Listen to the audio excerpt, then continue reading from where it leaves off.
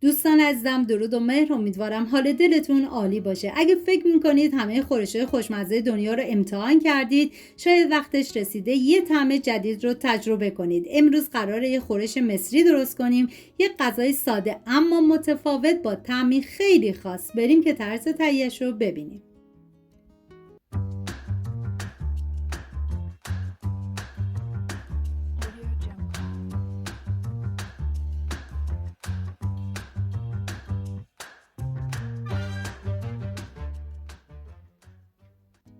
سه عدد پیاز رو به صورت نگینی ریز خورد میکنم. این غذا برای 4 نفر در نظر گرفته شده. شما بر اساس تعداد نفرات مواد رو کم یا زیاد کنید. من اندازه ها رو هم در طول ویدیو میگم، هم داخل دیسکریپشن نوشتم. داخل تاب مقداری کره میریزم که تو دستور تهیه غذای اصلی هم از کره استفاده شده بود. بعد از کمی داغ شدن پیاز ریز شده رو میریزم، هم میزنم تا زمانی که پیاز کمی طلایی بشه. من غذاهای ملل زیادی درست کردم که لینکش رو داخل دیسکریپشن گذاشتم. دوست داشتید ببینید، درست کنید و از خوردنش لذت ببرید. نیاز به 600 گرم سینه مرغ داریم که طبق ویدیو خورد کنید. شما میتونید ترکیبی از ران و سینه مرغ هم استفاده کنید، ولی به نظر من اگر از سینه مرغ استفاده بشه خیلی بهتره. بعد از اینکه خورد کردم و پیاز کمی طلایی شد، سینه مرغ رو بهش اضافه میکنم، هم میزنم و میذارم به مدت 15 دقیقه تا آب مرغ گرفته بشه و مرغ کمی سرخ بشه. و نکته مهم این که اصلا نباید بذارید مرغ بیش از حد سرخ بشه، چون بافتش خشک میشه. توی این فاصله میریم سراغ اسفناج. نیاز به اسفناج تازه داریم که خورد شدهش باید 400 گرم باشه. اسفناج رو نه خیلی ریز و نه خیلی درشت خورد کنید. بعد از خورد کردن میریزم داخل تابه. توی این مرحله اصلا نباید روغن اضافه کنید. باید سر تابه رو بذارید تا زمانی که آب اسفناج گرفته بشه. بعد از اینکه آب اسفناج گرفته شد، مقداری کره بهش اضافه میکنم و میذارم به مدت 15 ثانیه تفت بخوره. ما برای این غذا نیاز به 30 گرم گشنیز و 20 گرم جعفری هم داریم که ریز ریز خورد میکنم. سعی کنید از گشنیز و جعفری تازه استفاده کنید، چون عطر طعم این خورش رو فوق العاده خوشمزه تر میکنه. به اسفناج اضافه میکنم، هم میذارم به مدت 15 ثانیه تفت بخوره. بیشتر از اون نباید بذارید تفت بخوره، چون رنگ سبزی نباید تیره شه. و بعد دیگه حرارت رو خاموش میکنم. 4 حبه سیر رو ریز ریز خورد میکنم. سعی کنید پودر سیر رو جایگزین سیر تازه نکنید، چون سیر تازه عطر و طعم این غذا رو خیلی بهتر و خوشمزه تر میکنه.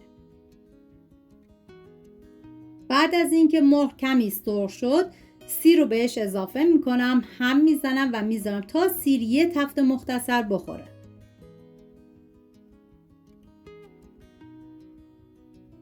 نوبت اضافه کردن ادویه هستش، شامل پاپریکا، پودر تخم گشنیز، زیره سیاه، نمک و فلفل سیاه. هم میذارم ادویه ها تفت بخورن، عطر ادویه ها آزاد بشه. یک قاشق غذاخوری سرپر رو به گوجه فرنگی میریزم. مقدار آب جوش به رب اضافه میکنم. این کار باعث میشه که رنگ غذا خوش رنگ تر بشه و میذارم رب تفت بخوره، رنگ رب باز بشه.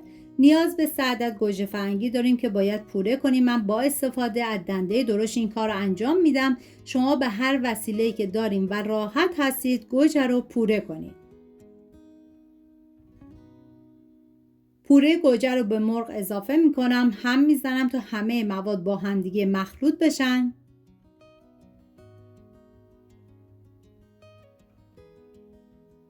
و حالا توی این مرحله سبزی سرخ شده رو بهش اضافه میکنم.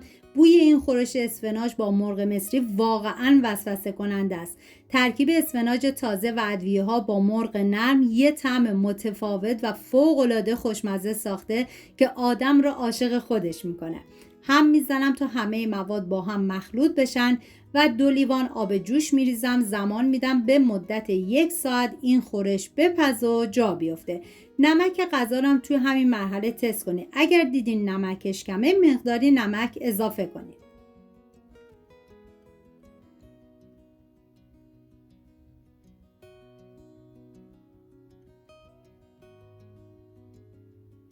امیدوارم از دیدن این غذای خوش‌عطر و خوش‌طعم مصری لذت برده باشین. با لایک و سابسکرایب از کانال خودتون حمایت کنید تا هر هفته با یک غذای خاص و خوش‌عطر کنار هم آشپزی کنیم. این غذا در کنار یه تهچین زعفرونی حسابی میچسبه.